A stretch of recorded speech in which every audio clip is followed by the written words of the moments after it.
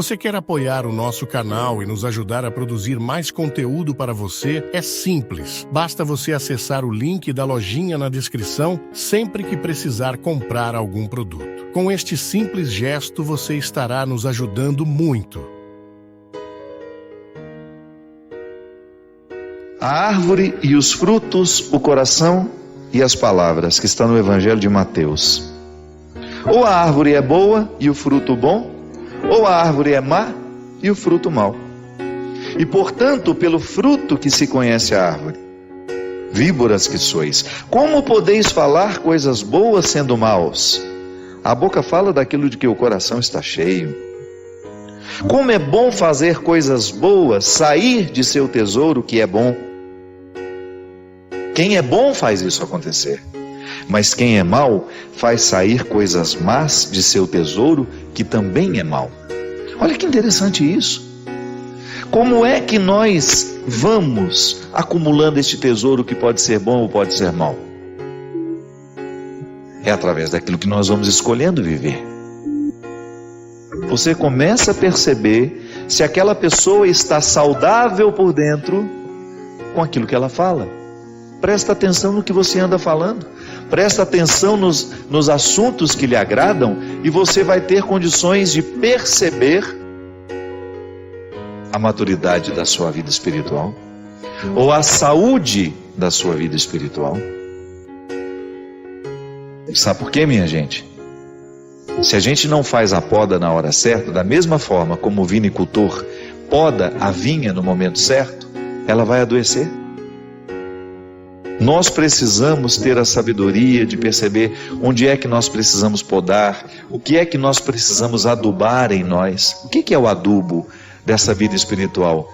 É você criar a disciplina de fazer todos os dias. Então, se você não tem o hábito de rezar com a Sagrada Escritura, comece a ter. Isso é uma maneira que você tem de adubar a sua vida espiritual. E a partir do fruto que você produz, você ter coragem de interferir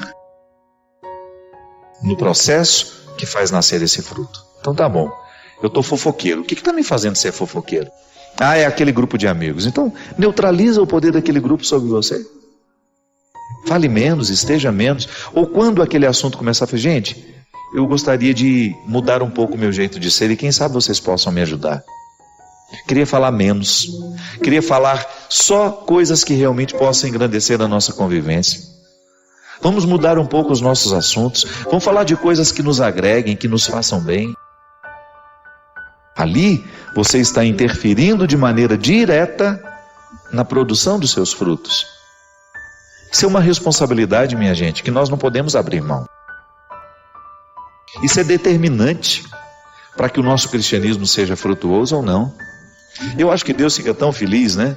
Quando Ele percebe que nós estamos cuidando das pequenas coisas, que nós estamos honrando a nossa parceria com Ele, que nós não estamos sendo relapsos com a nossa saúde, da mesma maneira como um pai fica feliz vendo o filho se cuidando,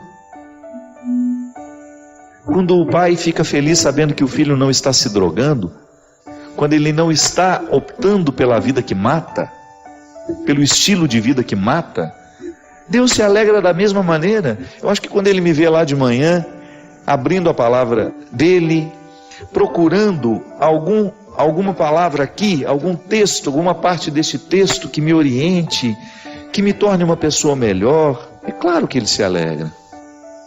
E Ele multiplica as graças pequenas, as minudências do cotidiano, que vão sendo ampliadas à medida em que eu sou fiel no pouco. Não podemos abrir mão da oportunidade de melhorar a produção das nossas palavras, a produção das nossas atitudes, a produção dos nossos pensamentos, porque o tempo todo eu estou pensando, o tempo todo eu estou falando, e isso precisa ter qualidade. A gente precisa prestar atenção na qualidade do que a gente pensa. A gente precisa prestar atenção na qualidade da nossa palavra. Será que a minha palavra está engrandecendo alguém? A gente precisa prestar atenção na palavra que a gente escreve. Que tudo isso é fruto. E tudo isso nos expõe. Tudo isso é testemunho ou contra-testemunho do nosso cristianismo. Deus é o nosso parceiro nessa história. Quanto mais a gente for fiel àquilo que Ele nos oferece, muito mais Ele vai nos oferecer para que a gente continue trilhando esse bonito caminho da maturidade espiritual. Por isso que Ele disse que pelo fruto se conhece a árvore. Se o fruto não está bom, a doença não é só do fruto, é de quem está produzindo aquele fruto. Como é que nós sabemos que uma árvore está doente? Quando você percebe que os frutos dela não estão sendo satisfatórios, não estão sendo saborosos, não é assim? Veja bem, o vinicultor é aquele agricultor responsável por administrar a saúde da vinha. Então, se as uvas estão bonitas, o vinicultor será sempre o responsável pela beleza das uvas. Aqui, Jesus está dizendo que a pessoa que é má, na sua natureza, sabe quando a pessoa vai ficando má, ruim? Quando ela vai fazendo parcerias com as coisas ruins da vida. Porque nós não nascemos maus. A própria filosofia já dizia isso. O homem é bom, o homem nasce bom, o meio é que o corrompe. O meio é que o estraga. O que é o meio? São as influências que eu tenho, são os amigos que eu levo para minha casa, são as pessoas que eu permito que tenham influência sobre mim. Esse é o meu meio. E é este meio que pode me estragar, ou é este meio que pode me salvar. Então, se eu estou fazendo escolhas ruins, é bem provável que eu esteja tendo um tesouro mau. Então fica muito difícil eu, tendo um tesouro mau, querer oferecer coisas boas aos outros. É por isso que Deus não trabalha na mentira. É por isso que Deus não pode agir num coração mentiroso. Porque se falta a honestidade, como é que Ele vai agir em nós? Se eu não reconheço que os meus frutos estão ruins, como é que Ele vai agir em mim? O primeiro passo é eu ter a humildade de perceber e de reconhecer que o meu jeito de viver não está produzindo coisas boas. Que as minhas palavras não estão edificando, que as minhas palavras não estão engrandecendo a vida do outro, né? Que a minha palavra não tem sido conselheira, que a minha palavra tem sido diabólica, porque corta no meio, minha palavra é fofoqueira, a minha palavra é de maledicência, toda vez que eu abro a boca é para falar mal de alguém, toda vez que eu abro um assunto é para falar mal da vida de uma pessoa. Isso é fruto. O vinicultor é o especializado, é o agricultor especializado em perceber a aparência da vinha e saber se ela está doente ou se ela está saudável. Minha gente, a mesma coisa é com a gente, em se tratando de vida espiritual. Mas quem nos observa para dizer se nós estamos doentes ou não? Quem é que percebe se os nossos frutos estão de acordo com aquilo que a gente pode produzir ou não? Somos nós mesmos. Nós somos os vinicultores da nossa vida espiritual. Nós somos os primeiros responsáveis pela maturidade espiritual que temos ou pela imaturidade espiritual que temos. Os outros que estão ao nosso redor podem nos ajudar, mas é a honestidade diária que nos faz prestar atenção nos frutos que nós estamos produzindo, que vai nos dar condições de agir diretamente no nosso jeito de ser, para a gente modificar essa produção. Minha gente, é impressionante como Deus faz grandes milagres em nós, quando nós oferecemos a Ele pequenas atitudes. Pequenas atitudes geram grandes milagres. É igual a pequena disciplina. Se eu preciso emagrecer, eu tenho que estabelecer todos os dias uma pequena disciplina para mim, que não muda a minha vida. Meu médico, um grande amigo que até faleceu, ele me dizia sempre: não é a dieta de um dia que nos emagrece, e não é o exagero de um dia que nos engorda. É a falta de disciplina. É isso que retira a saúde do nosso corpo. É isso que faz a gente acumular as gorduras desnecessárias e nocivas para o nosso organismo. Quando eu não tenho a disciplina de olhar para o meu dia e de proporcionar esse grande milagre que é a minha saúde através de uma atitude, Eu não posso acreditar em milagre. Eu só tenho o direito de acreditar no milagre que eu ajudo a contribuir. Se sou fiel no pouco, Ele me confiará muito mais. Essa regra é para mim, essa regra é para você, essa regra é para o Diego. Essa regra é para todos nós que queremos ser gente. Essa regra é para todos nós que estamos um pouco preocupados com a qualidade da nossa vida cristã. Porque, é claro, que se você for pegar os cristãos que estão esparramados pelo mundo, pode ser que metade não esteja nem aí para as suas atitudes, não esteja nem um pouco comprometida. Essa metade não está nem um pouco comprometida com as exigências do cristianismo. Vive como se Deus não existisse. Tem apenas uma religião de preceito. Mas não é o nosso caso.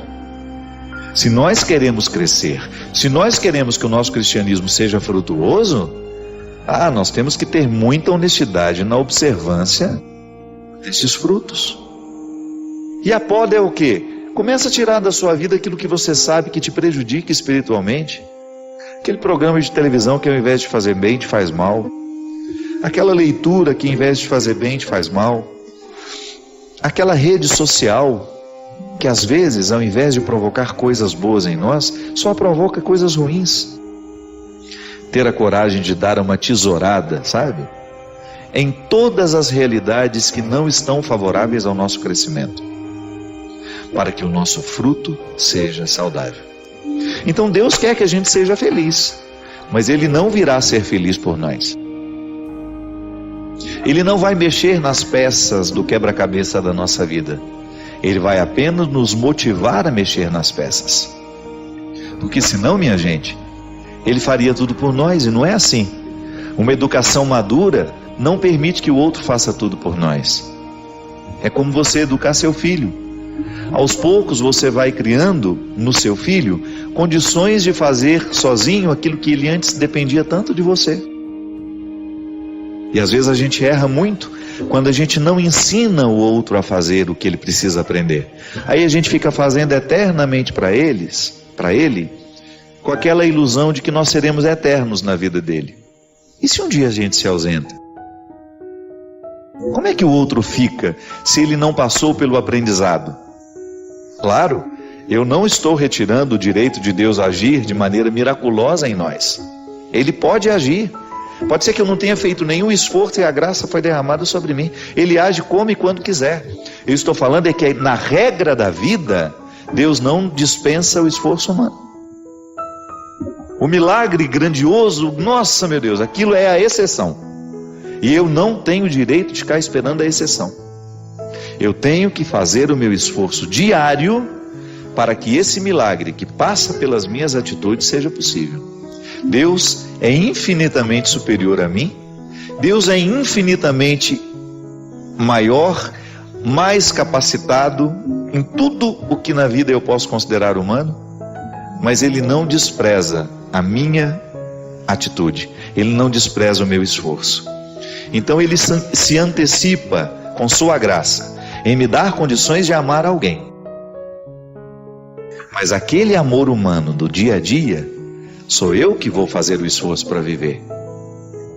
Não é um milagre que não tenha a minha participação. Então, o amor maduro nos ensina a cuidar do outro, mas ensinar ao outro a sobrevivência. E isso é ação humana. Deus me motiva a reconhecer, Deus me dá condições de reconhecer os meus erros, como se uma luz fosse acesa sobre a minha consciência, capaz de me fazer compreender a vida equivocada que eu levo, os relacionamentos equivocados que eu estabeleço, as atitudes grosseiras que eu posso ter com alguém. Mas aí, depois de me iluminar através da sua graça e até me dar o dom do arrependimento, sou eu que tenho que ir lá andar aquela pequena distância que me separa do meu irmão, bater na porta e pedir perdão. Se alguma coisa não ficou bonita na história, é sempre uma oportunidade de bater na porta e pedir perdão. Então a teologia nos ensina que nós nunca perdemos essa graça de sermos filhos, mas por causa da vida que a gente leva, por causa das escolhas que a gente vai fazendo, a gente pode viver como se a gente não fosse filho. Não é que Deus nos deserdou, é que a gente resolveu gastar a herança de outra forma, de maneira errada. tantas vezes eu gasto essa herança de ser filho de Deus de maneira equivocada. Tantas vezes nas minhas escolhas eu não manifesto ser herdeiro do céu. Por quê?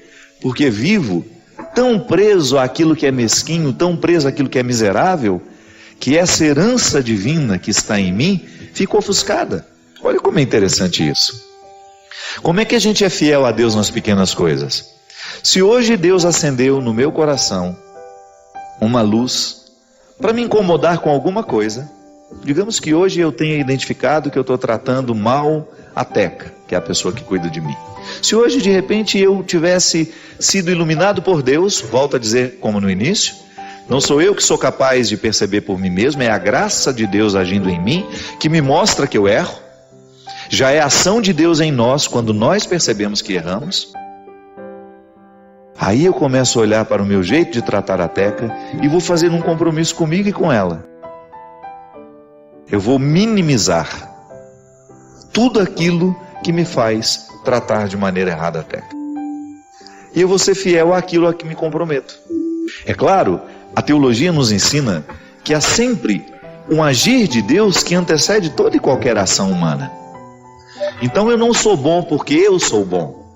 Eu sou bom porque Deus é bom em mim. Então a minha essência, que participa da essência divina, porque eu sou filho dele, e tenho todos os sacramentos para me ajudar a fazer essa filiação ser cada vez mais evidente em mim.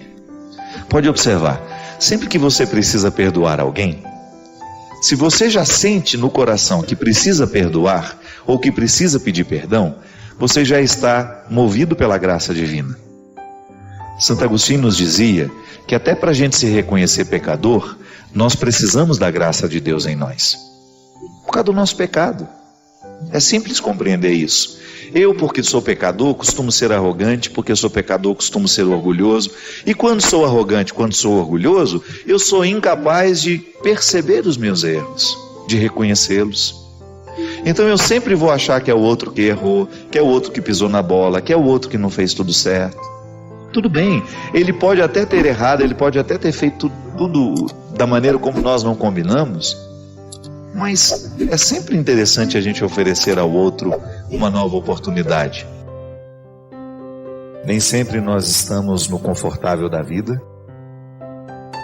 Em muitos momentos nós nos descobrimos como se estivéssemos no avesso. De repente a ordem é desfeita. É porque estamos vivos. A existência é assim mesmo. De repente você pegou um resultado de exame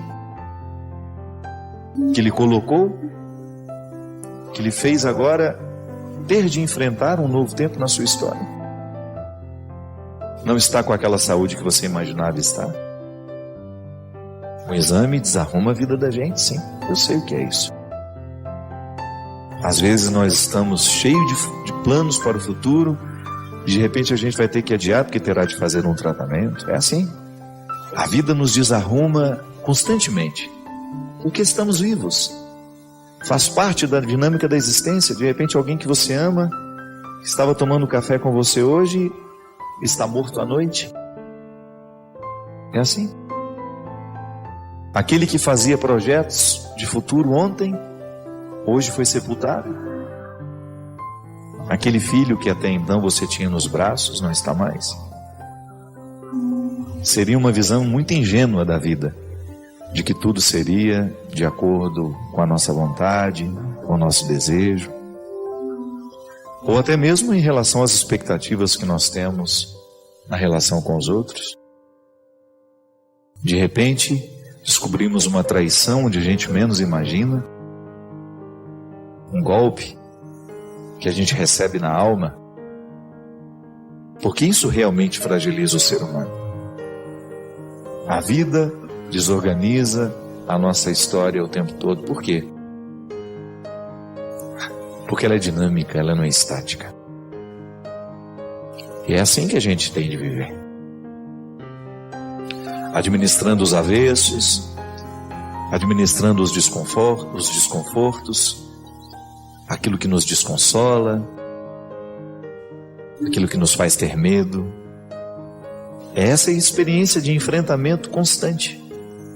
A vida é assim. Os que prometeram fidelidade traem.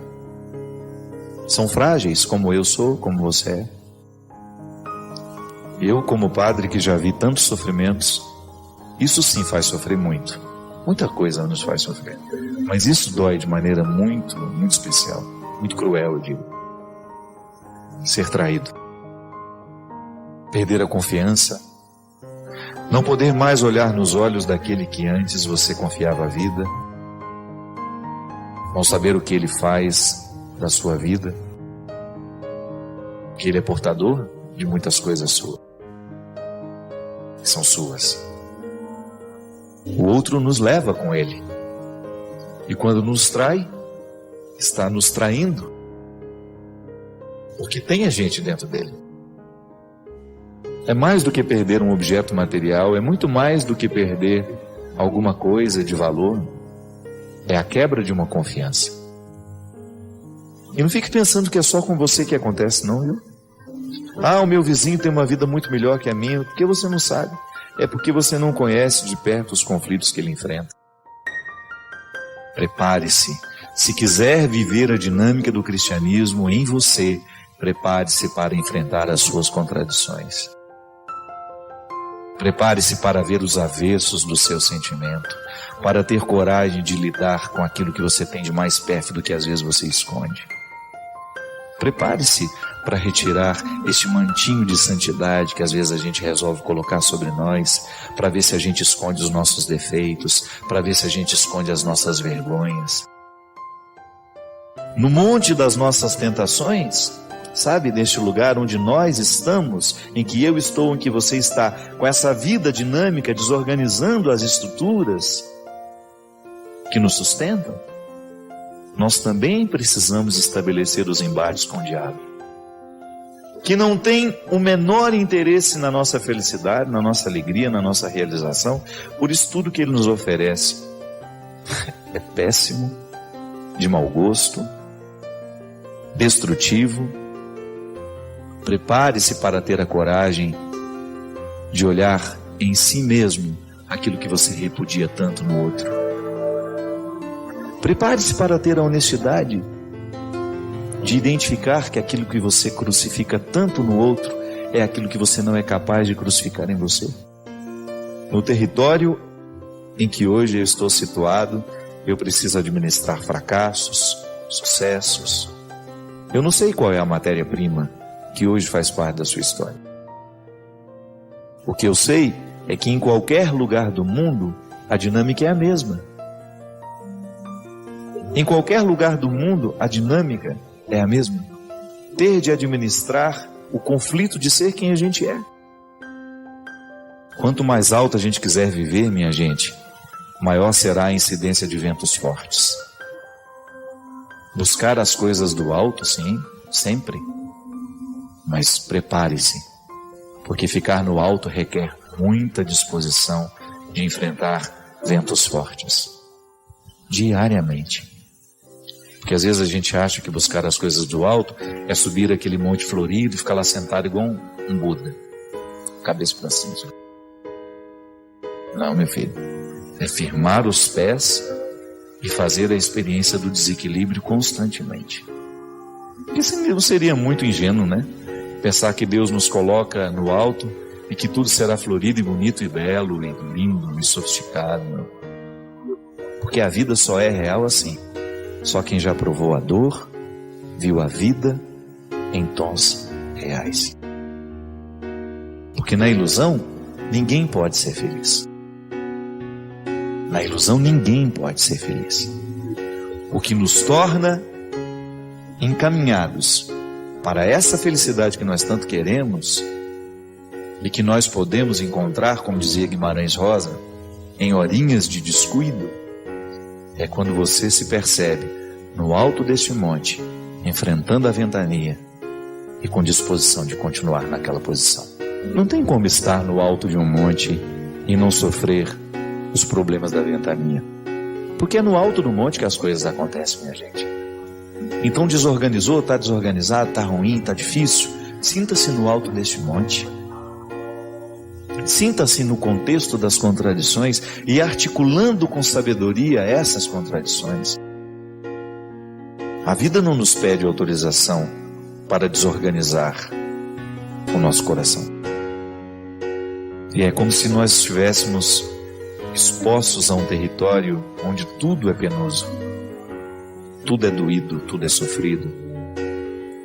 Buscar as coisas do alto e enfrentar os ventos fortes, porque quando Deus entra na vida de uma pessoa, os ventos são tão fortes que as hipocrisias não suportam, caem todas por terra. É como você querer estar com esse cabelo que você escova de vez em quando para ir aos casamentos e fica correndo da chuva e do vento. É até engraçado. Porque se nós quisermos essa proposta cristã de buscar constantemente as coisas do alto, você terá de se preparar diariamente para fazer os seus enfrentamentos e lidar com aquilo que em você é maquiado, é caricato, é bobo, é fútil. E aí você vai fazendo uma experiência de ir vencendo essa futilidade aos poucos. Sabe? Observe, seja capaz. Analise as realidades que são diabólicas e viciantes no mundo e você vai ver se tudo isso provoca a alegria, a felicidade, a realização de alguém. Pode até provocar um prazer temporário, mas não realiza. Então nós estamos neste monte onde a vida é tão difícil, porque os ventos são muitos. Vida cristã é desconforto, e é por isso que na quaresma nós recordamos os desconfortos, para ver se a gente acorda. Não é para que Deus possa anotar no seu caderninho quantas quartas-feiras, quantas sextas-feiras você ficou sem comer carne ou ficou sem fazer isso, não. Deus está muito mais interessado em saber qual é a repercussão desse sacrifício todo na sua vida. E isso ele nem anota no caderninho não, ele só dá um sorriso quando percebe que um filho avançou. Uma vontade que não esteja fortalecida é a porta de entrada para tudo que é maligno. Porque o diabo gosta de gente safada, sem vontade, preguiçosa, descompromissada, irresponsável consigo mesma. É essa gente que ele recruta. E é semeando nesses corações preguiçosos as suas sementes nocivas, como eu gosto de dizer, que o diabólico vai crescendo em nós, através de nós. Eu fico impressionado de ver como a dinâmica da vida cristã é desinstaladora. E a gente fica querendo paz, a gente fica querendo tranquilidade, a gente fica querendo sossego. Como? O ser humano não pode crescer no sossego. Para nascer, você precisa ser retirado do sossego. Você já nasce com um tapa na bunda para ver se chora? E está querendo que seja diferente depois? Se não lhe dão um tapa na bunda para você chorar, você não respira. É assim que a gente nasce. Absolutamente dependente do desconforto para a gente poder acordar. Porque se a gente nasce e não nos dão este tapa inaugural, é assim. Ao lhe recordar que a vida é enfrentamento, que a vida é sacrifício, sim, é dificuldade, e que inclusive as coisas bonitas só são produzidas no momento em que as pessoas estão assim, enfrentando os seus sacrifícios. Eu não vi nenhum artista interessante que não tenha sido absolutamente comprometido com seus sofrimentos. Não nasce literatura de corações muito organizadinhos, muito bonitinhos, Literatura nasce de caos, é de corações imperfeitos, de corações insatisfeitos, que estão no alto deste monte ficando em pé e lutando pela dignidade. O bom artista é este, é aquele que lida diariamente com seus conflitos. Agora, se imagina, se para fazer arte é preciso sacrifício, muito mais para ser cristão. Deus sabe de mim muito mais do que eu mesmo sei. Então não dá para acreditar nesse Deus que contabiliza o que fazemos na quantidade que fazemos, não. É preciso olhar que o que realmente agrada a Deus é quando Ele nos percebe fortalecidos no alto deste monte, enfrentando os ventos contrários. Às vezes eu fico pensando que nós imaginamos que Deus é bem pior do que nós. Já parou para pensar que às vezes a visão que a gente tem de Deus é a mesma visão que nós temos da gente? Porque a gente faz isso. A gente fica de olho se o outro fez, se não fez, não é simples? Funciona. Porque nós somos mesquinhos. E às vezes a gente acha que Deus também tem uma cadernetinha, né, que fica lá anotando. Ele hoje foi à missa, ele hoje não foi. Porque nada pode agradar mais um pai do que ver o seu filho enfrentando os ventos contrários e permanecendo em pé. É isso que dá orgulho. É um campeonato vencido com luta. É uma corrida que se tem de trabalhar muito para chegar ao final. A vida é isso. Mas não porque Deus esteja anotando no seu caderninho de contabilidade, porque isso é mesquinho pensar. Nós não podemos pensar que Deus tem os mesmos defeitos que nós. Nós não podemos pensar que Deus sofra das mesmas mesquinharias que nós. Porque eu sou mesquinho, gosto de ter meu caderninho para anotar os favores que as pessoas me fazem, o tanto que elas me agradam, o tanto que elas me desagradam. Deus não tem esse caderninho. O que Deus tem é um coração que sente com o nosso cada vez que nós suportamos as ventanias no alto do monte, e Ele se alegra e volta a dizer, é um sorriso no rosto dele.